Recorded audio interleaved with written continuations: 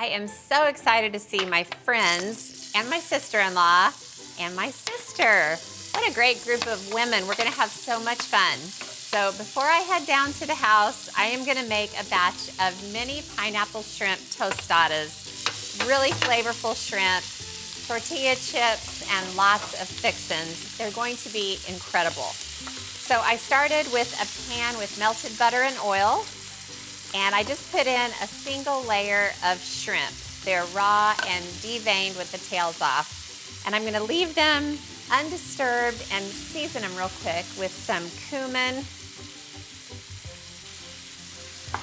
and chili powder. Gives them really nice color. And then just some salt and pepper. And I'm gonna leave them without stirring them just to get really great color on the first side. So that's just gonna take a few minutes, and then I'll start stirring them around. All right, I think the shrimp has had a good amount of time to brown. You can just stir them once they're brown on that first side. I'm gonna turn the heat down, and I'm gonna deglaze with a juicy, hopefully, lime, just to kind of add a little bit of acid and liquid to the pan. So I'll stir it around. Oh, what a glorious combination. So the shrimp are perfectly saucy, so I'm gonna turn off the heat and just let them sit. They're finished cooking.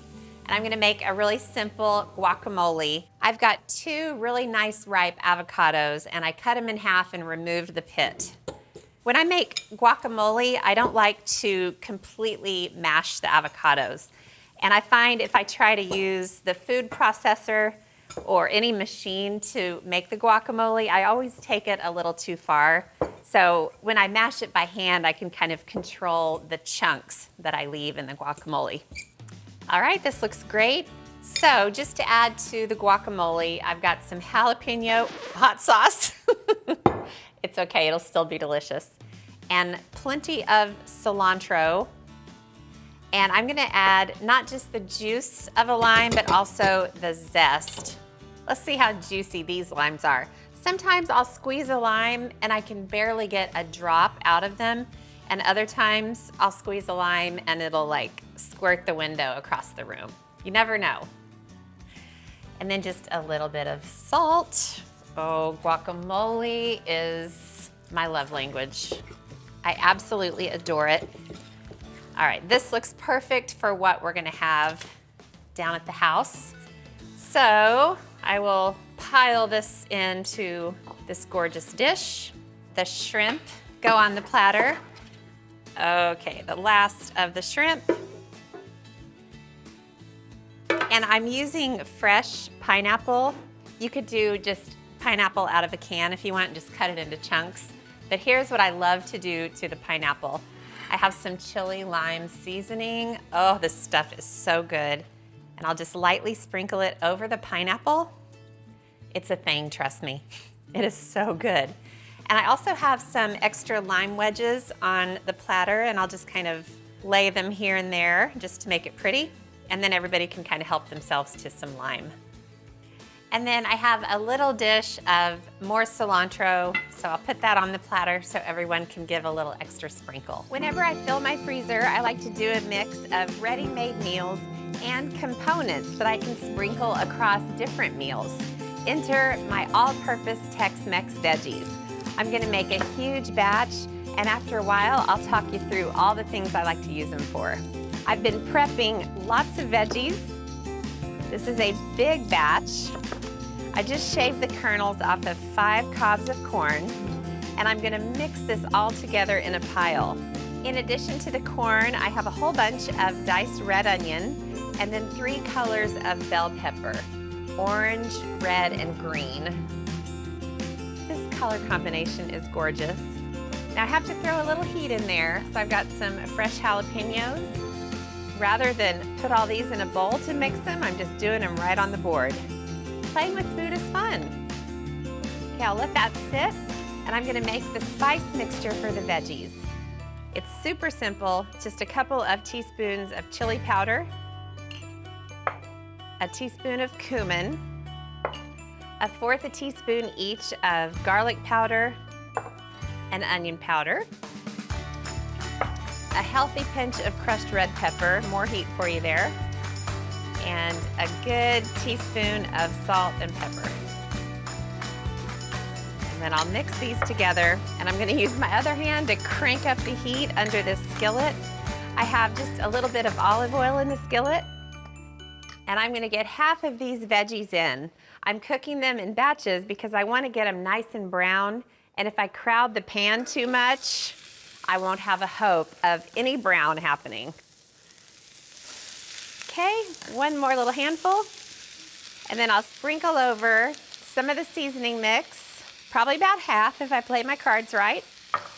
And I'm gonna stir these around and cook the first batch, and then I'll hurry through the next steps. I'll saute the veggies for about 5 minutes, put them in a bowl, and get the second half of the veggies in the skillet.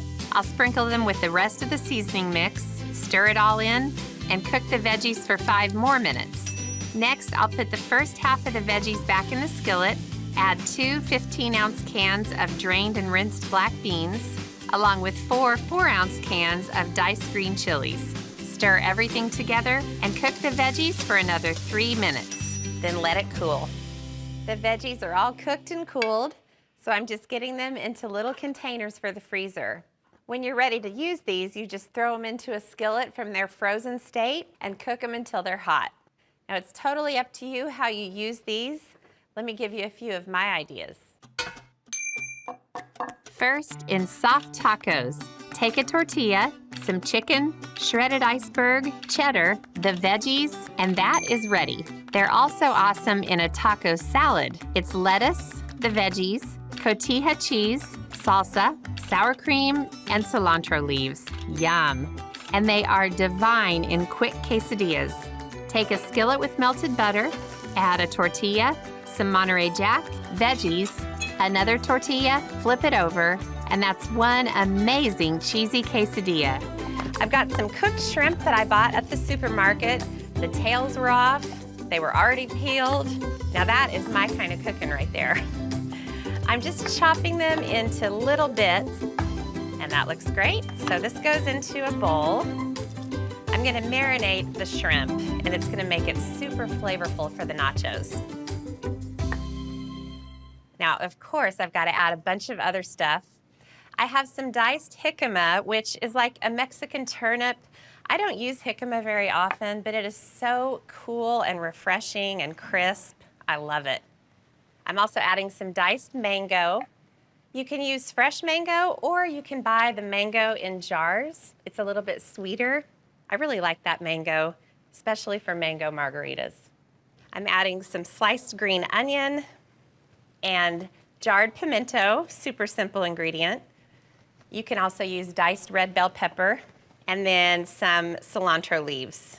All right, so that's the shrimp mixture. Now I'm gonna make the marinade, which is really easy.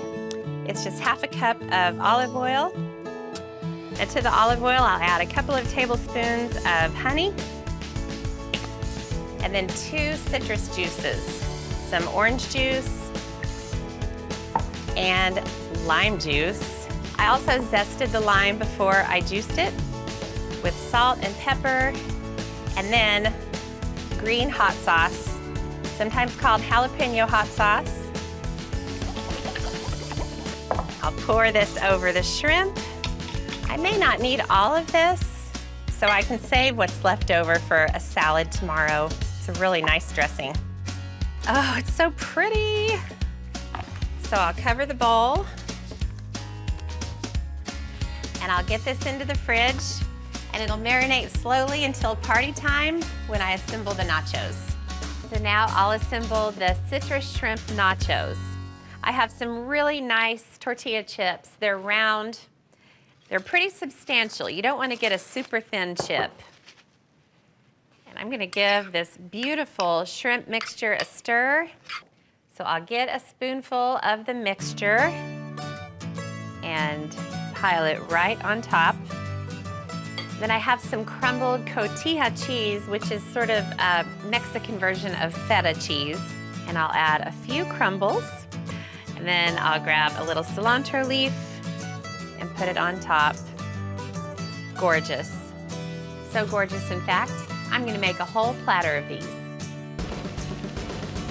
When I think of comfort food, I think of foods that are familiar and warm and just comforting, hence the name. I thought it'd be fun to show you some spins on some of my favorite classic comfort food dishes. And I'm gonna start with Tex-Mex chicken fried steak.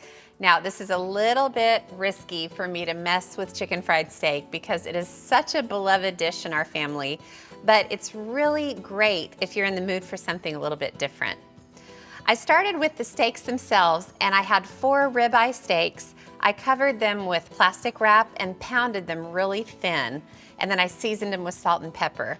So I'm gonna do a breading on the outside of the chicken fried steaks, and that's just flour with some ancho powder, onion powder, garlic powder, lots of flavor there, and then salt and pepper, and I'll use a fork to just mix up this flour mixture.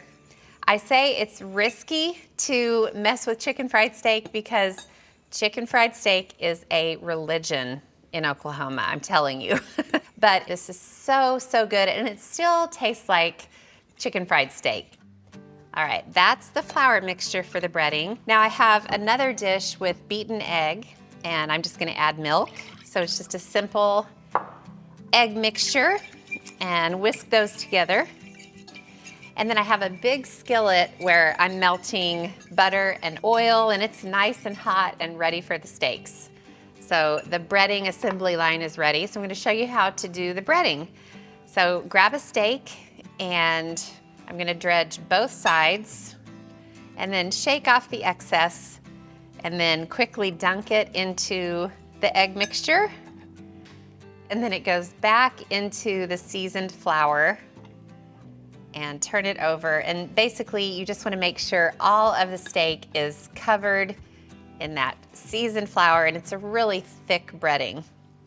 All right, that's one of the steaks all breaded. So I'm gonna get the other ones breaded and go ahead and put them in the skillet to start the cooking process. I just do the same with breading the other steaks. Into the flour, the egg, and back into the flour. And the double dip in the flour means you get a great crispy coating. Okay, that's all 4 done. Now I'll put them in hot olive oil and butter and cook them for about 2 minutes on side 1, flip them over, give them another 2 minutes on the other side so they're medium rare, then take them out to rest. Don't those steaks just look incredible? Wow. So this skillet is so hot and so full of flavor. I'm actually going to cook some peppers that are gonna go on top of the chicken fried steak. This is definitely not traditional with chicken fried steak. So I have a mixture of mini peppers that I sliced, poblano peppers that are sliced thin, and then I also sliced up a serrano pepper just to give the whole thing a little bit of heat because the poblanos and the sweet peppers are pretty mild. Okay, I just need to cook these peppers until they're nice and soft. It's just gonna take a couple of minutes. Okay, look at these peppers. Oh, so much color. They've really gotten nice and brown on the edges. So I'm gonna take them out before I make the gravy for the chicken fried steak. So if there's enough grease in the skillet, you don't need to do this, but if the skillet is pretty dry, just add a little bit more butter because I'm gonna make a roux and you definitely need a little butter or oil to do that. And then I have some plain flour and it just gets sprinkled over the butter or grease in the skillet. And then I'm gonna use a whisk to whisk this into a paste. And then I need to cook this roux until it turns pretty golden brown. It is not going to take a lot of time at all, but just look at this roux. It's kind of the color of caramel, and that is exactly what I'm looking for. Ooh, so much flavor. So now the milk comes in, and I'm gonna whisk while I pour in the milk. And gravy is such a living, breathing thing, and for that reason, it's really hard to give exact flour and milk amounts. You want to add enough milk that, you know, it kind of thins out the amount of flour you added. If it gets too thick, you can splash in a little more milk. But that's what I love about gravy. It's just so kind of organic and definitely personal. All right, I'm gonna season the gravy with a little ancho chili powder as well, just because I'm a rebel. I like to live on the edge. And of course, you want to add salt and pepper to the gravy, and you can taste and always add a little bit more later. So for this stage, I just need to let the gravy heat up and bubble, and that's going to help it thicken. That'll just take a few minutes. All right, the gravy is done. I turned off the heat, so serving it is really fun. I'm going to do a very elegant bed of gravy. So kind of smear it around. And then I'll grab one of the pieces of steak and I'm gonna take more gravy and put it on top, just because I want to. But I want plenty of that beautiful steak showing too, so I'm not totally covering it up. And then I'll bring these peppers over and I'll just spear a few with my fork and just scatter them over the top. So beautiful. Now I'm also going to serve with biscuits because that's just a natural accompaniment for the chicken fried steak. You can make your own. These are my favorite biscuits. You can even use store-bought if you want to. And if you're any self-respecting country girl, you got to put gravy on top of the biscuit too. That's just a little extra. Check this out. Tex-Mex chicken fried steak. That's what I call comfort food to the max. You have got to make this soon. It's like a work of art. I always have loved the holidays, but I love the holidays even more now because it means the kids are all gonna come home and things will be back to the way they always were. Not really, but I do get excited when my grown kids come back home to celebrate the holidays. It also means I'm gonna be doing a lot more cooking. So I thought I would give myself a little bit of a break and get ahead by making some food that the kids will love while they're home. So I was thinking a great big pot of Tex-Mex meatball soup would be just the thing the Drummond kids would dive into for dinner while they're home. I'm gonna actually put the soup in kit form in the fridge, and that way it's just ready to heat up and serve whenever they're here. So I started by sauteing some onion and I'm adding some peppers. I've got red bell pepper and poblano peppers along with some garlic. Such a delicious, flavorful combination for this soup. So for seasoning, I've got two different kinds of chili powder. Just regular old chili powder that you'd find in any supermarket, a couple of tablespoons, and then some ancho chili powder, just a slightly different flavor, a little smoky, very, very scrumptious. And I'll go ahead and add some salt and pepper to the veggies. Looking good already. So a couple more things to add. I've got some adobo sauce. This is just a can of Chipotle peppers. I'm not adding the Chipotle peppers, I'm just getting some of the sauce that they're packed in. And then a can of diced tomatoes and green chilies, and then just a can of chopped green chilies. Another favorite in my pantry. All right, now I'm gonna stir this around and get them mixed with the veggies. Oh, this is gonna be so good. So I'm adding broth now, a whole bunch of low sodium chicken broth. I'm gonna crank that heat up, and this is a Tex-Mex meatball soup, so I'm gonna break out the frozen meatballs, and I am gonna add this entire bag.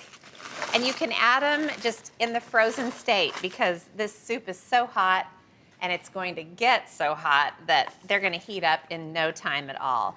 The soup is finished simmering, so I'm gonna turn it off and squeeze in some lime juice because this is a Tex-Mex soup. So I'll stir the lime juice in. Oh, this looks brilliant and amazing and delicious.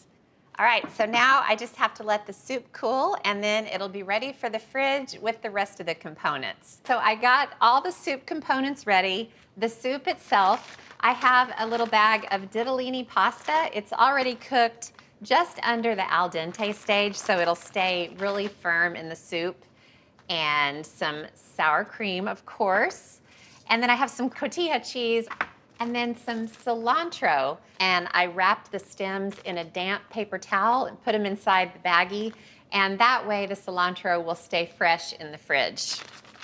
And a lime, of course. What a soup kit. It looks delicious. Wait till you see how it all comes together. When it's time to serve up, I'll add pasta to everyone's bowl, ladle hot soup on top, making sure to get meatballs and peppers and the delicious broth.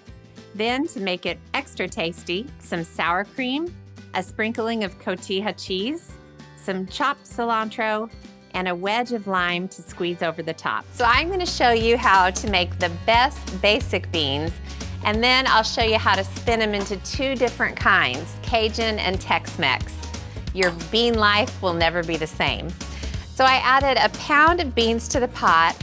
I soaked them for about 3 hours and then I rinsed them really well. I'm gonna add some cut up bacon. Now I've got a big load of finely diced onion.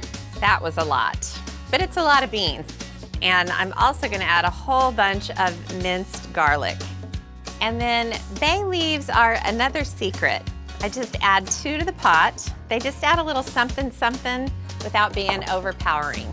And then I'm gonna add a good tablespoon of kosher salt and 2 teaspoons of black pepper. That's always a good start, and then you can taste the beans later and see if it needs more. The pot just needs water, so you just wanna add enough to cover the beans by about an inch.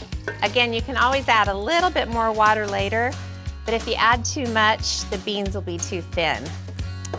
All right, now I'm gonna turn on the heat, and I'm gonna bring this pot to a boil. Yep, they're bubbling away. Now this is the basic recipe, and it'll never steer you wrong, but I'm gonna give you 2 other directions you can take. I know you're gonna love them both.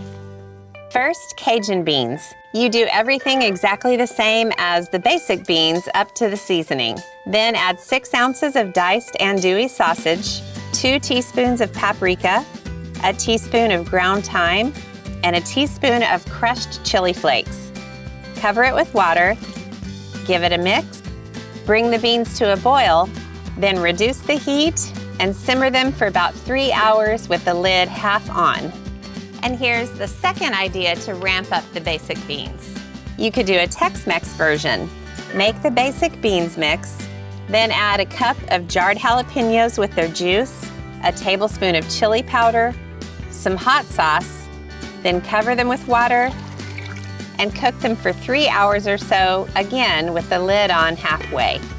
So there you go, Officer Birch.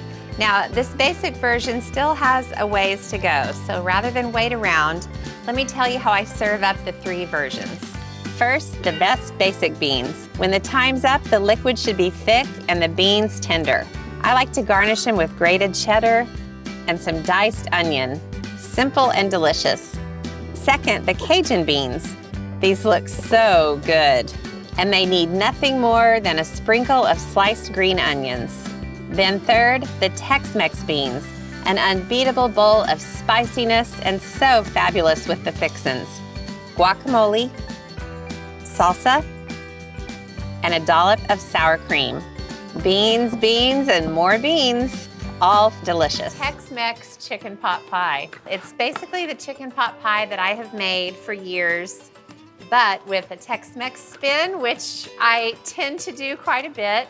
I just added some veggies to an iron skillet, and it's a combination of onions, poblano peppers, jalapeno peppers, and kernels of corn.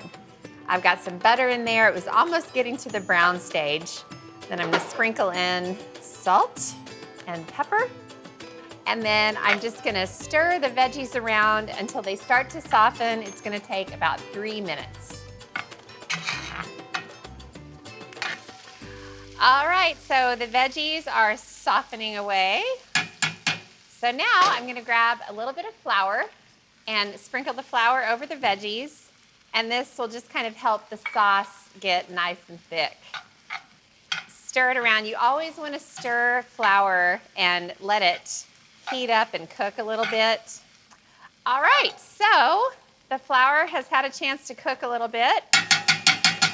And I'm gonna pour 2 cups of low sodium chicken broth. Oh man, that's bubbling away. And that's what you want because that means that the sauce will thicken.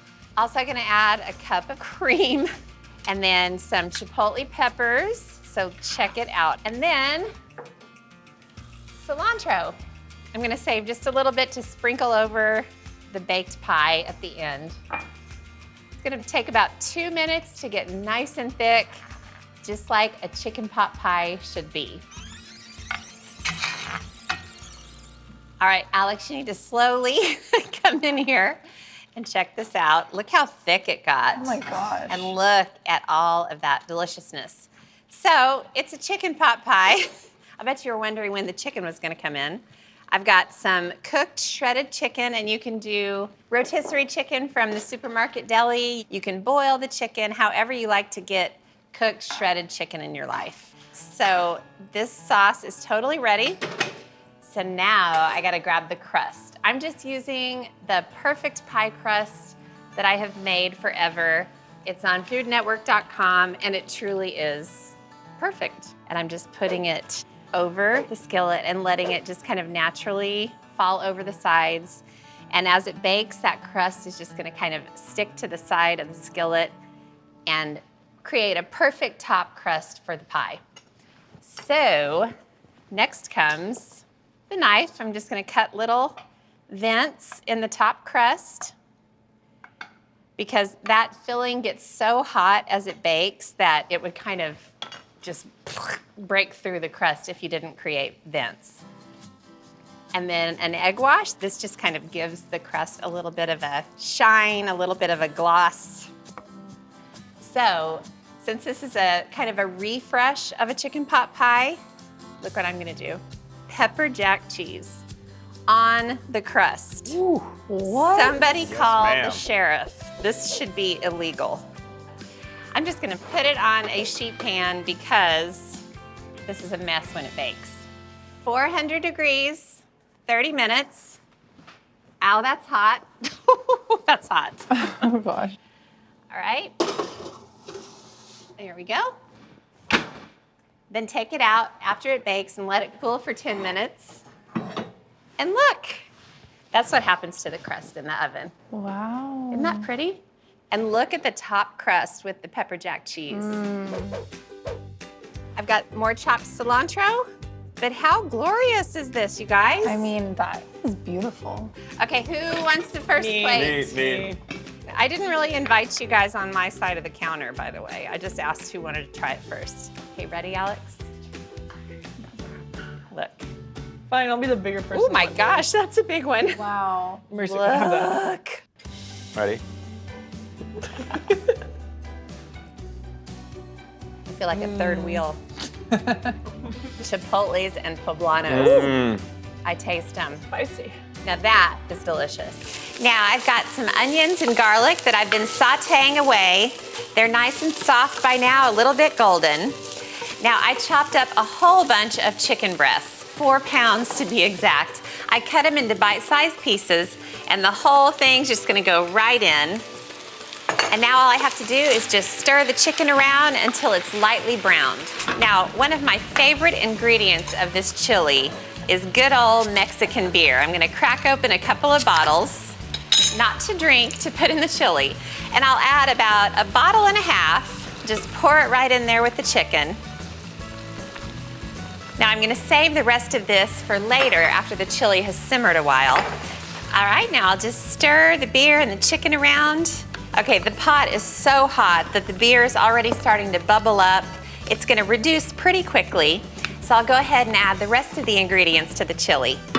I've got 2 cans of diced tomatoes and I'll just pour them in, juice and all. Okay, now this is Chipotle chicken chili, so I'm grabbing 2 canned Chipotle peppers. They're packed in adobo sauce, and these things are very spicy.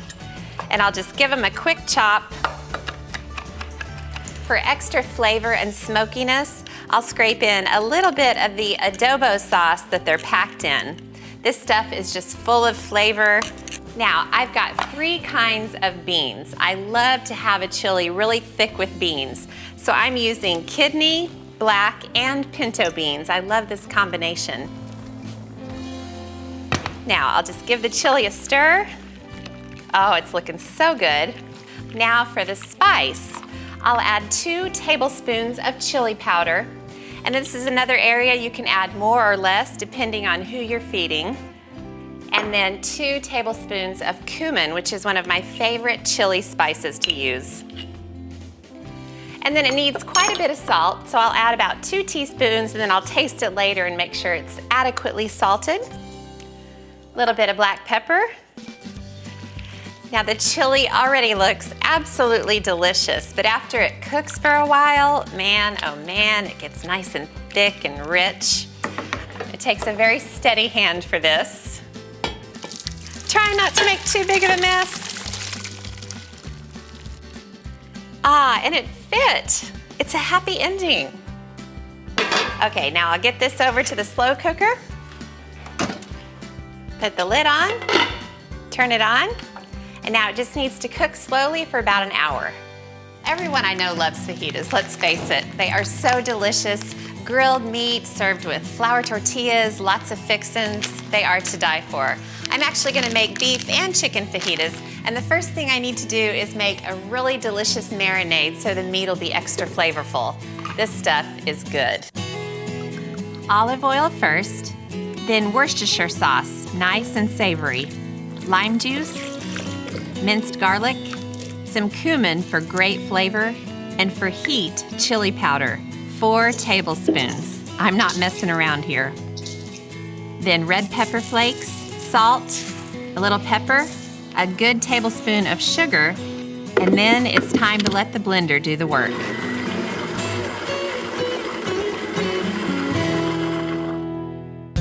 Okay, oh, the marinade looks fantastic. Now, I've got some boneless, skinless chicken breasts in one bag, and I'll pour half the marinade in. And then I have some delicious skirt steak in the other bag. Skirt steak is my favorite kind of meat to use for fajitas. It's so delicious. It has great fat marbled throughout.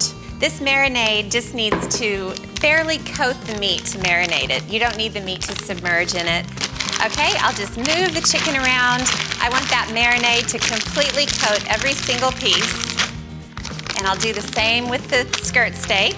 Now, just before the guys show up, I'm gonna throw all this meat on the grill. It's gonna be divine. Okay, the meat's all coated. Now I'm gonna get it into the fridge. All right, I've got this glorious meat that's been marinating, and I'm gonna get it on the grill. I'll start with the chicken because it's gonna take a little bit longer. All of this marinated meat is gonna make the most delicious fajitas. Oh, I love fajitas for a crowd. It really is the perfect dish. All right, just a couple more. Woo, this girl's hot. It's gonna take the chicken about 4 minutes per side. I'll keep an eye on it and make sure it doesn't get too dark. And then I'll wait to throw the beef on a little bit later. All right, now I've got a bunch of flour tortillas, and I'll serve those with the fajitas. I wrapped them in foil, and I'm just gonna put them on a less hot part of the grill, and those will warm slowly. The tortillas are just some of the fixins I'm gonna serve with the fajitas. I like to serve a big bowl of grated cheese, big bowl of sour cream, that's my favorite, I think. And then of course, a big bowl of pico de gallo. Pico de gallo is always in my fridge, and it goes with just about everything. And then I also serve jarred salsa because it's just a slightly different flavor. The kids really like it. And then some shredded green leaf lettuce. I just slice it really thin with a sharp knife. Then they can sort of make fajita tacos. And then of course, to squeeze over the top, a dish of lime wedges. Okay, it's got great color on the outside. All right, I'm gonna go ahead and get the beef on. It is gonna be gorgeous. Now, the beef doesn't take quite as long to cook as the chicken. I like to just throw it on, wait about a minute, and then flip it over. There we go. Big old slab of meat. There is nothing prettier than that. Second piece, skirt steak is really, really thin, so really just about 1.5 minutes per side should cut it. I'll just let the beef cook, then I'll flip it over, and I'll just keep moving forward with lunch. All right, now to go with the whole fajita spread, I'm gonna make some delicious veggies. I've got some sliced onions and seeded and sliced bell peppers, all different colors. I just drizzled them with olive oil, sprinkled them with salt and pepper, and I've got this really awesome grill pan, and I'm just gonna throw the vegetables on there. The grill pan is nice and hot, so it's gonna start cooking them immediately. This is my favorite way to cook veggies on the grill. It keeps them contained, but you still get that great grill flavor. All right, I'm just gonna let the veggies cook, and then I'll head inside and pull this whole meal together. The chicken looks fantastic. It's still nice and juicy, but it's done. The outside is just coated in wonderful color. It looks fantastic. It's your kind of meal, isn't it, Dad? The star of the show is a chicken tortilla casserole. It's really hearty and just dripping with all the things my family loves. I've just got some onions in the skillet with a little olive oil, and I just threw them in to get them a little soft before I move forward. I love this casserole. It's really hearty. It's actually a version of a casserole my friend Pastor Ryan used to make. It was sort of a Mexican lasagna. It's just full of deliciousness. All right, the onions are already getting nice and soft, so I'll add in some garlic, several cloves, and I just minced it really fine. And then I'll add some spices. A couple of teaspoons of chili powder, a teaspoon of paprika, beautiful color, and a teaspoon of ground cumin, which I love to put in so many of my Tex-Mex recipes. Now I'll just stir it, and I want those spices to really coat the onions. I don't want the tomatoes to completely fall apart, and that's why I wait until the onions have started to soften before I add them in. Now I'm just gonna stir them around and let them cook for a couple of minutes. Now, the tomato mixture could not look any more delicious, and it smells divine. I'm gonna go ahead and get it out of the pan. This adds such amazing flavor to the casserole. I just love it. Now I'm gonna crank the heat up on the stove, drizzle in a little olive oil, and I'll move on with the next step. There are a lot of steps and a lot of ingredients to this casserole, but nothing is complicated at all. I've got some boneless, skinless chicken breasts, and I just cut them into bite-sized pieces. And I'm gonna season them with the same seasonings I used for the onion mixture. This chicken could not look any more glorious. I'm gonna move forward and make a sauce out of this. And all I need to do is add a little water. And then I'll just stir the chicken around. Now the sauce just needs to bubble up and reduce a bit. Now to add to the chicken, I've got some pinto beans and kidney beans. I just drained them and rinsed them. And they'll just make the filling of the casserole that much more hearty. I'll just pour half of the jar of salsa verde all over the bottom of this casserole dish. I'll start with a layer of 6. They'll overlap and cover the bottom of the pan just perfectly. Now, I've just got some plain cooked rice, just regular long grain white rice, and I'm just putting it in a single layer on top of the tortillas. Nothing fancy about this. Now, what makes it fancy is this delicious tomato mixture I made, and I'll just sprinkle it over the rice. This is such an easy recipe. You can use frozen corn if that's what you got. If you have a little extra time, you can shave kernels off of the corn and use fresh. Anything works. All right, now it's time for this delicious chicken and bean mixture. It's been cooling and it looks so good. This is adding all the protein to the dish. I'll just sprinkle it on and spread it out. And I'll just pour on a nice layer. I'm gonna make sure it gets in the cracks. And then I'll add the rest of the jar of salsa verde. Just kind of go in between. Ooh, I love this mix. And then half of the cheese goes on. I love putting all the cheese toward the top because as it bakes in the oven, it just drips down into the cracks and makes it so gooey. All right, and then a second layer of corn tortillas. These sort of hold the whole casserole together. It has a base and a top. Now I'll end with a good layer of the homemade enchilada sauce.